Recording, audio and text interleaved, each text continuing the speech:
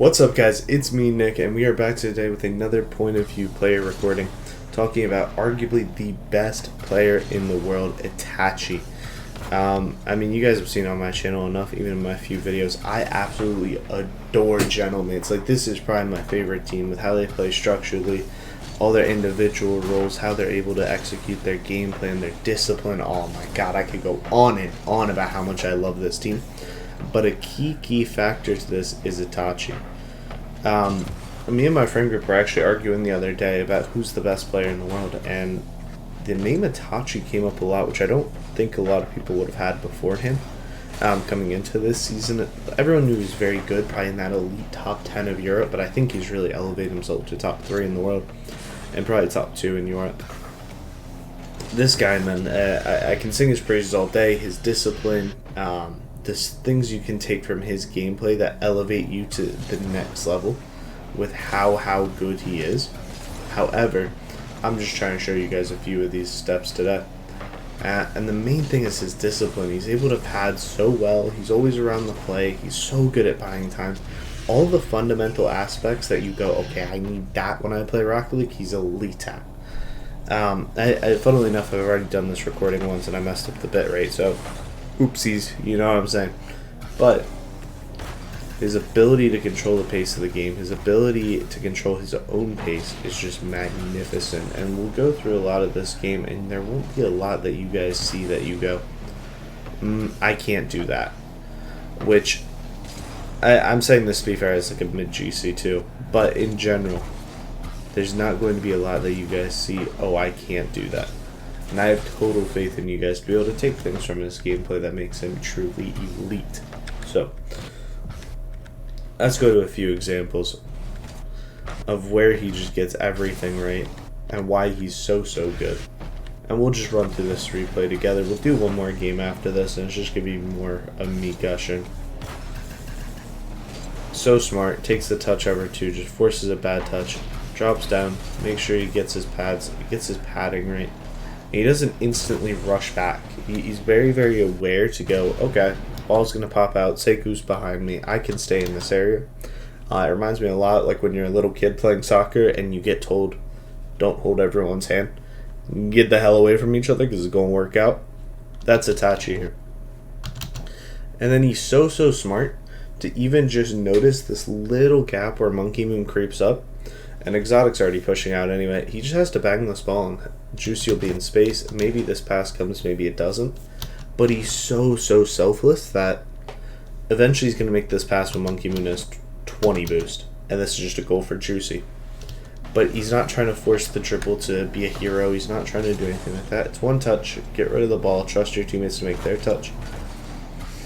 And here, he's so good at conserving his boosts quite often, what you'll see from players, and even especially lower ranked players. So this is your tip if you want to rank up. He doesn't use his boost to go toward net. He doesn't waste 20 boost to get to net, and then 20 boost to get back, and then 20 boost to make the touch. Just holds it. And he just keeps himself at 90. And then, he doesn't instantly drop down, and what you'll often see is the player will speed foot forward here. They'll use boost, they'll speed foot forward, and when Itachi is making this 50, they're basically where Monkey Moon is, and the play is dead. But he gives himself enough of a gap that he's able to really control when he challenges and how he challenges. And more importantly, Drolly has to make the first move. And when Drolly makes the first move, well then Itachi's in control of the situation. It leaves him less opportunity for him to get outplayed. Try and disrupt on the way back. Gets to, that's perfect, gets his boost, and once again, you notice he has the boost.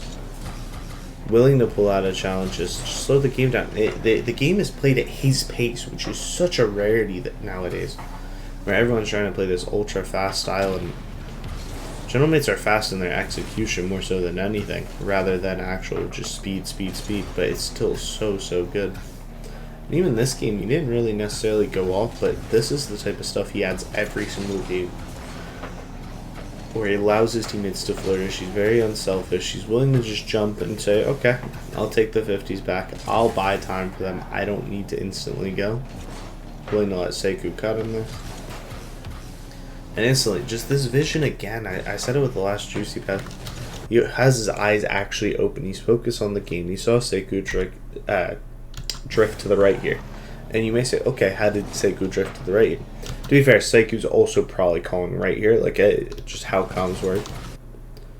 His eyes were open. You saw him on the bottom of the screen. He sees Exotic all the way back, so he doesn't bang the ball. But I guarantee if Exotic pushed up, he'd be more likely to bang the ball to try and get that pass to Sekou, which we saw in the Juicy Bug.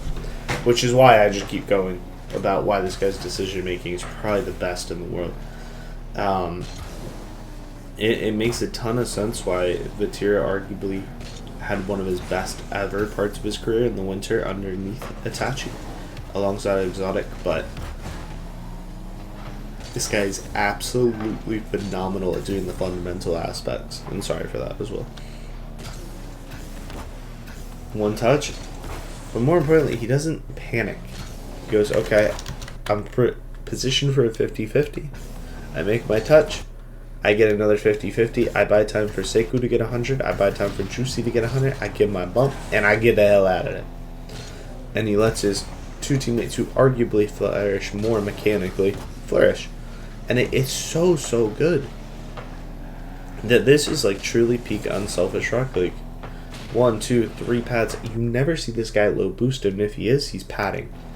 Having 40 boost here, right? There's a lot of pros, I'm going to keep it very real with you, that would see this touch and go flip for this corner boost, and then they use 12 boost for the flip, and they'll get this 12 pad here on their rotation back, but they'll have 12 boost in this play, and Drawley's able to basically control the situation if he has 12 boost. If he got 40, he can throw himself at it and get his beat. He can get his. And it's those little things that keep him in the play constantly because of his padding, and it's so good. Same thing here. Like, I'm a big advocate of don't just sit and watch the play at the top of the box, but he keeps his momentum going. He's able to watch what Juicy does, and more importantly, Gentlemates win the second ball. It's not just about first attacks for them. I think their best part of their game is their second attacks. And to be honest, that's what I gush over most of the time, right? But it's so good, and it's little things like that, but because he doesn't overcommit as the second ball, he's able to keep the ball in. It gets forced back to Sekou, they bang the ball, and they're able to just always keep this boost up, and eventually they just score, right? This team is absolutely relentless with their pressure that they're just going to drain you out, and it's so good. And I know I just keep complimenting them, and I'm quite curious about this Game 7, which I'll keep it very real. I've already watched. I don't think it was his best Game 7, but if you're able to perform at 90% of this, you're able to win lanes. And they were able to perform at 90% of this, and they won lanes. I still would say I think they're the favorite for London. For Dallas. I think the team's too good. We'll go into the next replay now, and we'll pick it up there, because at 4-0, this game's dead. Alright, so now we have this Game 7 between Falcons and Gentlemates. Obviously, y'all know the result, but man, Itachi, I think looking back, he'd probably like to have a little bit more of this game back, but even still, it's little things like this that you can add to your gameplay because he's so damn good at it, where I say it's all about controlling the pace, right? CC's in a 2v2 because he's going to have Sekou behind him, versus Clears and Turk, and Roas is in the back. But because he's backward, all Clears is baiting him for is for him to backflip challenge and panic and give this ball to TRK. Clears will go bump Sekou. It's a 2-on-1 and they'll score off it. Because often you'll just panic and you'll be like, let me jump at it. And you'll get 50 underneath you, and it leads to a goal. He's so good to just basically say, Clears drive at me. And why does he say Clears drive at me? Because Clears cannot flick this ball. Because the minute this ball's on the ground, Clears is done unless he challenges. He's just able to buy time. It buys time for Juicy to get back, to Juicy to try and get this demo on third. And they're able to stay in the play. And suddenly what should have been, I'd say, quite a dangerous counterattack becomes nothing. And it's a lot because of his pacing and because of his ability to recognize the situation. Even here, he's not wasting his boost. He's getting a few pads, 36, 48 boost. He's staying in the play. And when this ball comes out, guess what? He's first to it. He has 100 boost. Pulls out. And that's okay. Clears was like literally 3 boost away from not having that ball, and then boom, Itachi scores. And at some point, there needs to be a realization of like, you just gotta take as many opportunities as you can. If you give yourself 10, 15 opportunities, they'll come. And that's what this Gentlemates team does so well, that they're not trying to force goals. They know realistically it'll come. And wow, the goal does eventually come here from Gentlemates, and it's such great placement from Itachi. And what do I say? He actually holds his boost. He doesn't flip forward like an idiot. He doesn't boost forward like an idiot. So now when he jumps, he actually has 90 boost because he picks up the pad. But I want to talk about this for how you understand shooting mechanics, right? Brawas just jumped off the side of the back wall, right? So if he flips, he's going to be flipping to Itachi's left side of the net.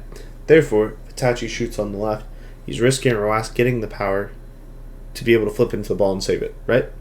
The other thing to notice is Kalir's is also facing to the left side of the net.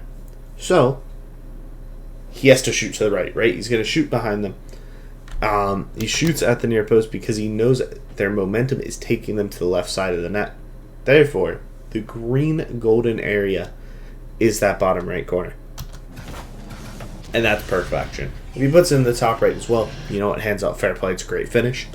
But Itachi does so excellently here, man, that this guy is absolutely just phenomenal with his ability to read the game more so than anything. Whereas a lot of players will just see that opportunity and just go, I'm just going to hit as hard as I can. And you know what? Fair enough, he hits as hard as he can. This is probably the first time I see him panic a little bit early with the challenge here, but also, it's Game 7s to make your second grand final. I don't necessarily hold that against him. He's very good at making this single jump when he realizes he's beat and just then pulling out. Same thing here. Makes a single touch, realizes he has space, and keeps it. He doesn't really panic a lot. I probably would like to see slightly better first touch, but you know, it's mechanical error. So is life, it happens. Makes his shot. And this is another thing y'all can take into your gameplay. He fake challenges in the corner, and you may say, oh, Nick, that's one of the most obvious things you ever see in pro play. But do you know how many of my ranked teammates are so stupid and throw themselves at this ball? Exactly. He is beat here. If he wants to dive at him, he's going to probably have to use a flip. He's going to be slow here. And both his teammates behind him, I'm going to guess, are like 70, 80 boost. 70 boost, 84 boost, okay? Like, Gentlemate's playstyle, they always have boost. So, he's willing to fake challenge. He's willing to say, you know what, Juicy, you have a better angle. I'm not going to be desperate or stupid here and force myself. I'll let you challenge and get bat so me and Seiko can defend in it too. A little bit of an early jump, but I don't think it's the worst play in the world.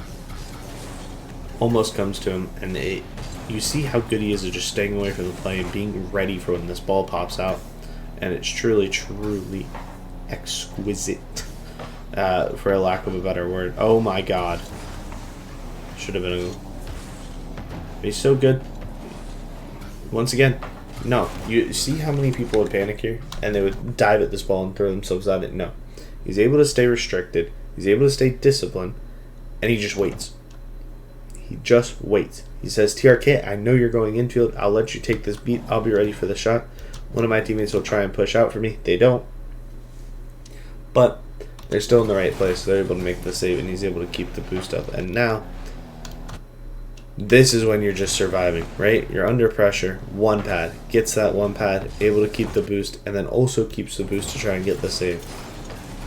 Staying alive. 0 boost. Keeping his momentum up. Gets this pad again. That little pad grab. Oh my god. I told you guys. When you are in these spots with low boost, it's just about staying alive, right? He stays alive.